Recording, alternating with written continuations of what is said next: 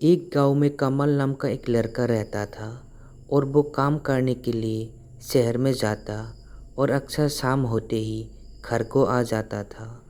एक दिन जब कमल को रात हो गई और जब वो शहर से काम करके अपने घर की ओर आ रहा था तो रास्ते में कमल का बाइक खराब हो गया।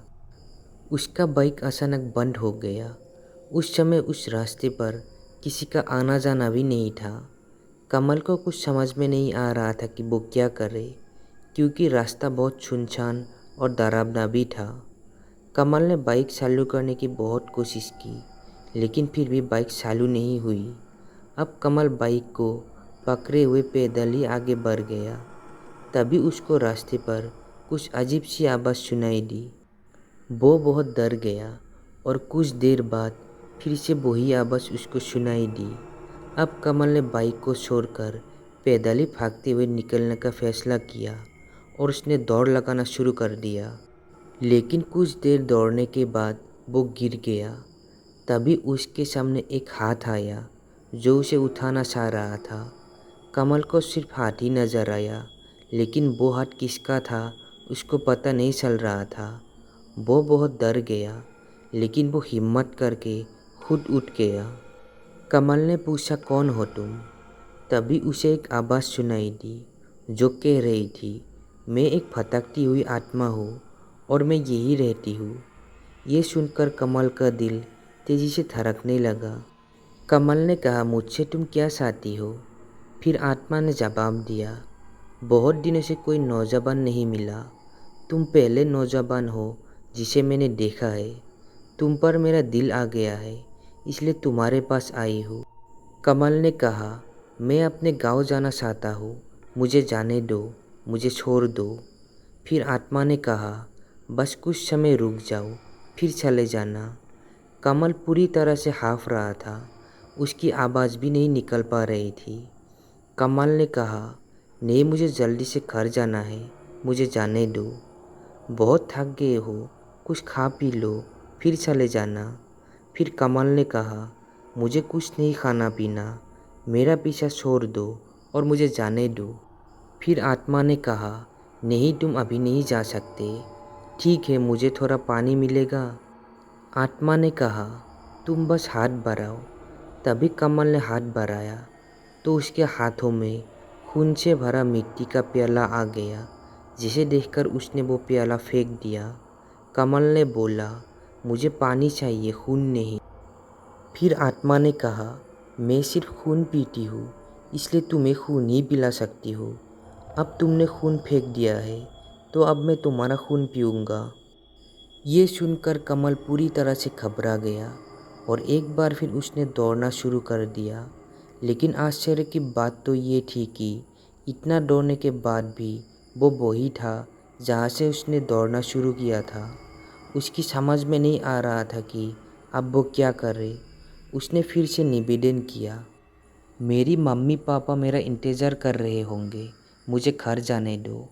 लेकिन आत्मा मानने को तैयार नहीं था। वो कमल को जाने नहीं दे रहा था। फिर अचानक से कमल को महसूस हुआ कि उसके शरीर में कोई घुस गया है और उसे एक बार उठाकर पटक दिया और वो बेहोश हो गया। जब उसकी आँख खुली तो उसने पाया कि वो अपने घर में है। सभी उसके चारों तरफ खड़े थे। कमल सभी को देखकर चौंक गया। उसके साथ क्या हो रहा था उसे कुछ समझ में नहीं आ रहा था। कमल ने पूछा, मैं घर पर कैसे पहुंचा? तभी उसकी मम्मी ने कहा, तुम रात भर घर नहीं आए थे। जब तुम सुबह आम के बगीचे में बेहोश पड़े मिले तो वहाँ से गुजरने वाले कुछ लोग तुम्हें उठाकर यहाँ ले आए। लेकिन सभी लोग आश्चर्य में थे कि कमल बेहोश कैसे हो गया, और कमल को भी समझ में नहीं आ रहा था कि वो लोगों से कैसे कहे कि रात में उसे एक भूतनी से मुलाकात हुई जिसने उसे उठाकर पटक दिया था। कमल चुप रह गया। 2 दिन तक आराम करता रहा, लेकिन रात की घटना याद आते ही उसका शरीर ठंडा हो जाता था। फिर वो समय आ गया जब उसे एक लड़की को देखने जाना था। जब वो लड़की को देखकर लौट रहा था तो फिर से रात हो गई और उसी रास्ते में उस आत्मा का सामना उसका फिर से हो गया। आत्मा बोली, आज तुम्हें मैं नहीं जाने दूंगी। फिर कमल ने कहा, मेरी शादी एक लड़की से तय हो गई है, मुझे जाने दो। फिर आत्मा ने कहा, मेरी भी शादी नहीं हुई है, मैं भी शादी करना चाहती हूँ। मैं सिर्फ तुमसे ही शादी करूँगी। मुझे तुम बहुत अच्छे लगते हो, मेरी शादी सिर्फ तुमसे ही होगी। कमल ने कहा, तुम एक आत्मा हो और मैं एक इंसान हूँ। भला इंसान की शादी एक आत्मा के साथ कैसे हो सकती है? फिर आत्मा ने जवाब दिया, तुम्हें भी मरना होगा और मैं बहुत प्यासी हूँ, तुम्हें मेरी प्यास बुझानी होगी। कमल के बार बार निवेदन करने पर भी वो आत्मा नहीं मानी और कमल को पटकने लगी और कमल बेहोश होकर नीचे गिर पड़ा। इधर घर न पहुँचने पर उसके घर वाले बेहद चिंतित हो गए और उसे ढूंढने के लिए बगीचे की तरफ बढ़ गए।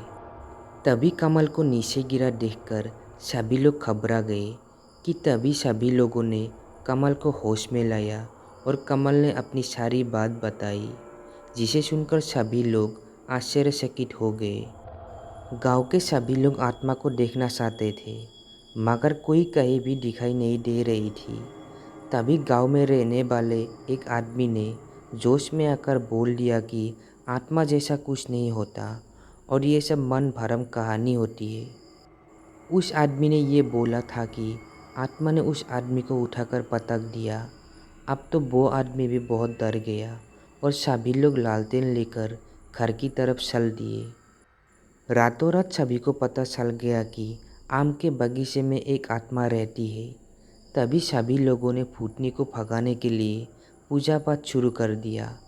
फिर अंत में कमल को ये विश्वास दिला दिया कि आत्मा यहाँ से चली गई है। लेकिन कमल को विश्वास नहीं हुआ और वो वापस दिल्ली लौट आया। उस दिन के बाद वो आत्मा कमल को कभी भी दिखाई नहीं दी। तो दोस्तों, हमारी आज की ये कहानी कैसी लगी कमेंट में ज़रूर बताना। अगर आपके पास भी ऐसी कोई कहानी है जो शेयर करना चाहते हैं, डिस्क्रिप्शन बॉक्स में मेरा ईमेल आईडी है, तो उस पर शेयर कर सकते हैं। और साथ ही साथ मेरे चैनल को सब्सक्राइब ज़रूर करें ताकि आप लोगों के पास मेरा वीडियो आती रहे।